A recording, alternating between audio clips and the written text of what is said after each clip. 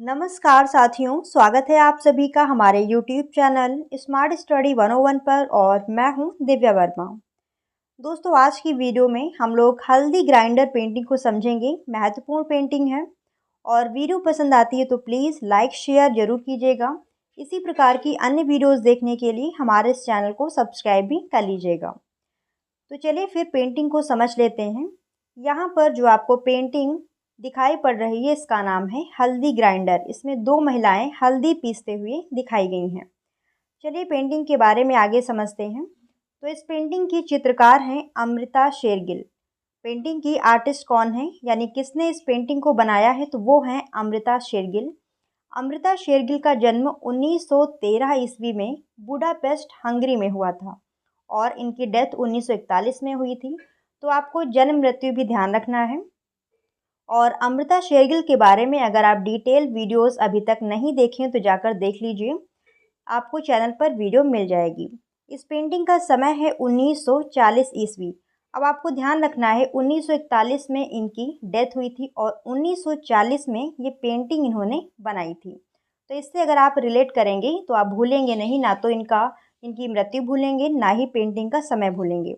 और काल, यानी ये किस काल की पेंटिंग है, तो आधुनिक काल की पेंटिंग है। पेंटिंग का माध्यम क्या है, तो कैनवास पर तैल रंग द्वारा ये पेंटिंग बनाई गई है। और संग्रहालय, मतलब ये पेंटिंग कहाँ पर रखी हुई है, तो राष्ट्रीय आधुनिक कला संग्रहालय नई दिल्ली, यानी NGMA, national gallery of modern art में ये पेंटिंग रखी हुई है। ये सारी चीज़ें आपको अच्छे से याद करनी है। अब इस पेंटिंग के बारे में डिटेल से समझते हैं। इस चित्र में दो ग्रामीण महिलाओं को पारंपरिक ढंग से हल्दी पीसते हुए दिखाया गया है। इस पेंटिंग में क्या दिखाया है, इस पेंटिंग का सब्जेक्ट क्या है, तो वो आप लोग समझ लीजिए। दो ग्रामीण महिलाओं को पारंपरिक ढंग से हल्दी पीसते हुए दिखाया गया है। फिर आगे देखिए, यहाँ पर नेक्स्ट पॉइंट, अमृता शेरगिल को भारतीय ग्रामीण गरीबों के प्रति बहुत सहानुभूति और आकर्षण था। वह अपने भीतर उदासी की एक गहरी भावना रखती थी, जो उनके विषयों के गंभीर चेहरों और स्थिर मुद्राओं में व्यक्त होती थी। तो अमृता शेरगिल ने विशेष रूप से जो भारत का ग्रामीण जीवन है, भारत की जो दरिद्रता है, वो अपने चित्रों के माध्यम से इन्होंने दिखाई है। फिर अगला पॉइंट है यहाँ पर, यह पेंटिंग एक घरेलू भारतीय परिवार का बहुत ही ईमानदार चित्रण है, जिसमें महिलाओं को हल्दी पीसने का बहुत ही नियमित काम करते हुए दिखाया गया है, जो कि हर भारतीय व्यंजन में इस्तेमाल किए जाने वाला एक आम मसाला है। हल्दी सभी जानते हैं, सभी के घरों में इस्तेमाल होता है। तो यहाँ पर यही चीज़ बताई गई है कि इस पेंटिंग में महिलाओं को बहुत ही नियमित कार्य, मतलब डेली के जो काम होते हैं वही करते हुए दिखाया गया है। फिर अगला पॉइंट देखिए, यहाँ हम दो पेड़ों के तनों के माध्यम से दृश्य को देखते हैं, जो दोनों मुख्य आकृतियों को फोकस में लाने वाले फ्रेम का कार्य करता है। आप समझिए इस पॉइंट को, ये पॉइंट क्या कह रहा है। तो यहाँ पर आप पेंटिंग में देख सकते हैं कि यहाँ पर दो पेड़ बनाए गए हैं, ठीक है। दो पेड़ के तने यहाँ पर बने हुए हैं, जो इस पेंटिंग के लिए फ्रेम का कार्य कर रहे हैं।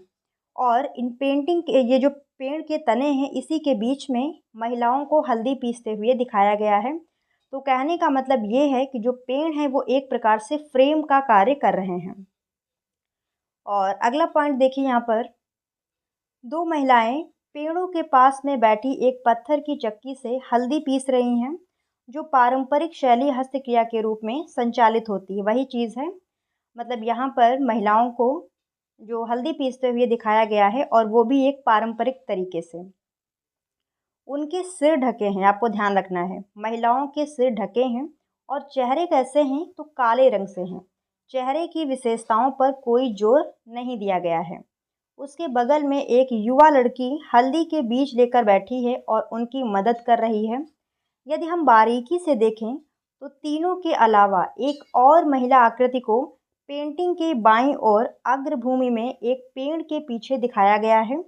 अमृता शेरगिल ने काले रंग की महिलाओं को चित्रित किया है। अब देखिए यहाँ पर क्या कहा गया है। इस पेंटिंग में आप ध्यान से देखिए तो यहाँ पर एक और महिला दिखाई गई है, जिसके वस्त्र कैसे हैं, काले रंग के। बाकी ये तो मुख्य आकृतियाँ हैं। यहाँ पर जो 2 हल्दी पीसते हुए महिलाएँ बनी हैं, ये मुख्य आकृतियाँ हैं। और इन्हीं के पास में एक छोटी-सी बच्ची बैठी हुई है, जिसके पास में यहाँ पर हल्दी के बीज हैं। तो बताया गया है कि ये इनकी हेल्प कर रही है, या कुछ भी हो सकता है, जैसे घर में महिलाएँ काम करती हैं, तो छोटे बच्चे उनके पास में बैठकर ऐसे शैतानी किया करते हैं, तो वो चीज़ भी हो सकती है। लेकिन यहाँ पर बताया गया है कि ये इनकी हेल्प कर रही है। तो हल्दी पीसते हुए 2 महिलाएँ हैं। बाकी यहाँ पर एक बच्ची, छोटी बच्ची बैठी हुई है। और जो पेड़ है, पेड़ के पीछे यहाँ पर एक और महिला बनी हुई, जिसके वस्त्र कैसे हैं, काले रंग के हैं। एक चीज़ आपको और ध्यान रखनी है कि महिलाओं के जो चेहरे हैं, उन पर विशेष ध्यान नहीं दिया गया है। चेहरे कैसे हैं, डार्क हैं, काले रंग में दिखाए गए हैं। तो ये चीज़ भी आपको ध्यान रखनी है। फिर अगला पॉइंट है यहाँ पर, ये वे महिलाएं हैं जिन्होंने अपने भाग्य के सामने आत्मसमर्पण कर दिया, और वे जैसी हैं वैसी ही सहज हैं। यहाँ तक कि एक छोटी बच्ची भी अपने भविष्य से कोई अलग अपेक्षा किए बिना वह काम करके खुश है, जो उसके आसपास की महिलाएं करती हैं। अब इस पॉइंट को आप समझिए। इस पेंटिंग में क्या दिखाया गया है, जो भारतीय ग्रामीण महिलाएं हैं, उनके विचारों को, उनकी सोच को कोई भी अहमियत नहीं दी जाती थी। तब के समय में महिलाओं को इतनी ज़्यादा फ्रीडम नहीं थी कि वे घरेलू काम काजों के अलावा कुछ और सोच सकें।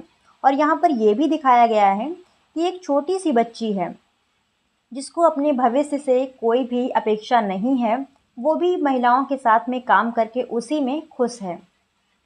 तो इस पेंटिंग में यही चीज़ आपको दिखाई गई है कि जो भारत की ग्रामीण महिलाएं हैं, वो कामकाजी तो बहुत हैं, मतलब बहुत काम करती हैं, पूरे घर का बर्डन उन्हीं के कंधों पर है।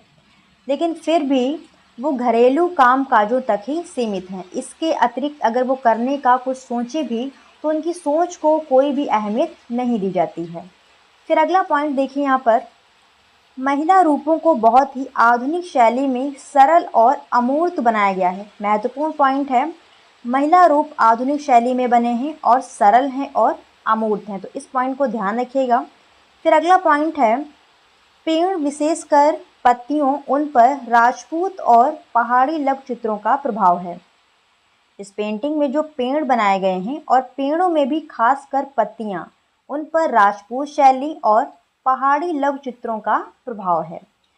फिर अगला पॉइंट समझिए, यहाँ पर पेंटिंग के रंग गहरे लाल, गेरुआ, भूरे, पीले और हरे रंग के साथ सपाट और मटमैले हैं, और उनकी आकृतियाँ एक नई दृश्य वास्तविकता व्यक्त करती हैं। इससे कलाकार की वैज्ञानिक दृष्टिकोण और रचना के संतुलन की भावना का पता चलता है। अब ज़्यादा आपको ये चीज़ें नहीं पढ़नी, बस इतना ध्यान रखिए कि पेंटिंग में कौन कौन से रंग लगे हैं, लाल, गेरू, भूरा, पीला और हरा। और रंग कैसे लगे हैं, तो सपाट लगे हैं, ये चीज़ आपको ध्यान रखनी है। और मटमैले रंग हैं, ठीक है, आपको ध्यान रखना है। रंग कैसे लगे, ब्लर हैं। अब पेंटिंग को एक बार फिर से समझ लीजिए। अब इस पेंटिंग की बारीकियों की बात कर लेते हैं। तो यहाँ पर पेड़ के 2 तनों के पीछे 2 महिलाओं को हल्दी पीसते हुए दिखाया गया है। ध्यान रखिएगा, अग्रभूमि में पेड़ के 2 तने बने हुए हैं, और उन्हीं के पीछे 2 महिलाओं को हल्दी पीसते हुए दिखाया गया है, जिसमें से एक महिला ने पीले रंग की साड़ी पहन रखी है, दूसरी महिला ने सफ़ेद रंग की। और इन्हीं के पास में एक छोटी सी बच्ची बैठी हुई है, जिसने दाहिने हाथ में पेड़ का तना पकड़ा हुआ है, और पास ही में इसके हल्दी के बीज रखे हुए हैं।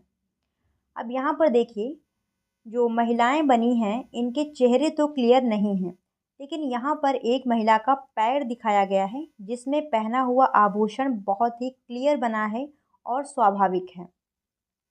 फिर आगे देखिए, इस पेंटिंग में यहाँ पर पेड़ के पीछे एक और महिला आकृति है, जिसने काले रंग के वस्त्र पहन रखे हैं।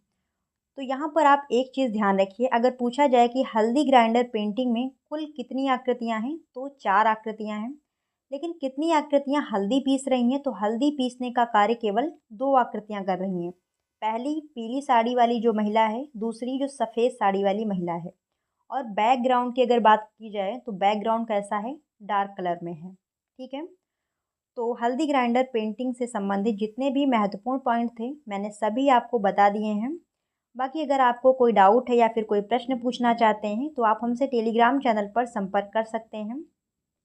और आज के लिए बस यहीं तक। वीडियो पसंद आई हो तो प्लीज़ लाइक शेयर ज़रूर कीजिएगा। इसी प्रकार की अन्य वीडियोस देखने के लिए या फिर हमारे साथ जुड़ने के लिए इस चैनल को सब्सक्राइब भी कर लीजिएगा। मिलते हैं नेक्स्ट वीडियो में, तब तक के लिए धन्यवाद दोस्तों। जय हिंद।